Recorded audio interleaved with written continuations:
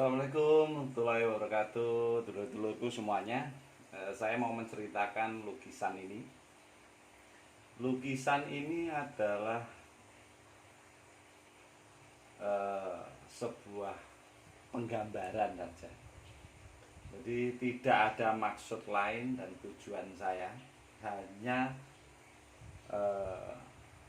menuangkan dalam kanvas sebisa saya apa yang saya dapat. Jadi apa yang saya dapatkan, dan dari waktu itu saya perjalanan ke Pacitan di air panas Termas.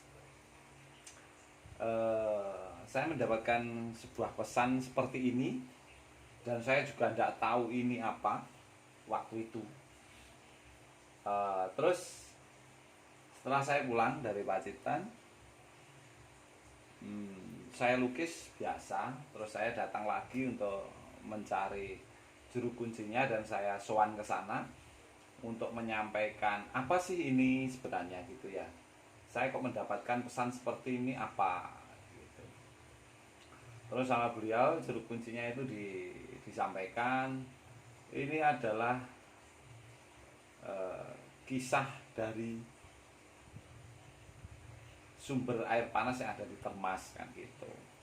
Karena waktu itu saya mimpinya ini di Termas, di air panas Termas. Jadi yang saya cari juru kuncinya di Termas. Jadi ini adalah sebuah kisah. Dulu ada peradaban Islam yang ada di sana, penyebaran agama Islam yang ada di Termas. Mungkin waktu itu namanya belum Termas gitu. Dan tokoh ini menurut dari beliau juru kuncinya itu adalah Sunan Kalijaga, Kanjeng Sunan Kalijaga. Nah, dan alur ceritanya itu seperti ini. Jadi waktu itu Kanjeng Sunan Kalijaga menyampaikan syiarnya untuk menyebarkan agama Islam di Pacitan. Dengan ini, kalau dulu namanya gudaan ya, tempat para santri ini namanya gudaan. Nah, di saat pagi menjelang subuh itu datanglah makhluk astral yang mungkin dari gunung-gunung ini sekitar sini, karena ini dulu masih hutan rimba, masih hutan belantara. Jadi makhluk-makhluk astral ini tidak terima kalau ada penyebaran agama Islam di lingkungan ini. Makanya waktu menjelang subuh pondok ini diserang. Pondok ini diserang, dan beliau sebagai pimpinan pondok akhirnya menghadapi serangan itu. Beliau ini memegang tongkat dan terus berputar. Nah, seperti ini saya gambarkan, ini angin berputar seperti puting beliung. Akhirnya bisa menahan serangan dari astral ini yang berusaha menyerang. Dan akhirnya tongkat ini ditancapkan di tanah. Di saat ditancapkan di tanah itulah keluar hempasan angin yang sangat besar dan berhasil merobohkan makhluk-makhluk ini yang berusaha menyerang itu. Nah, makhluk ini saya tidak tahu ini sebenarnya apa, tapi yang saya tahu waktu itu bukan manusia, karena bentuknya bukan seperti manusia dan tidak menapak di tanah. Ini saya hanya menggambarkan aja sosok-sosok astral itu, karena waktu itu kan menjelang subuh ya, jadi tidak terlihat jelas.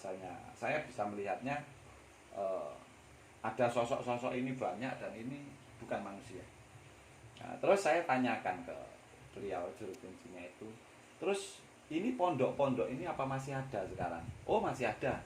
Sekarang menjadi pondok yang ada di Termas itu, Pondok Termas namanya, yang masuk ke kategori pondok tua Indonesia.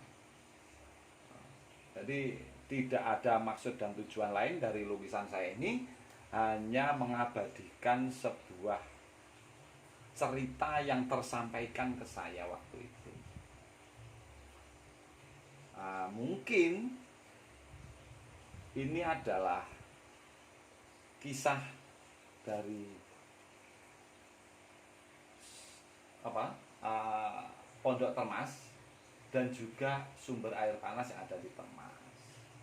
Itu saja dulur-dulurku semuanya, mungkin bisa bermanfaat buat kita semua bahwa sejarah itu memang ada dan tidak ada segala sesuatu yang sekarang ada itu tanpa sejarah dulu.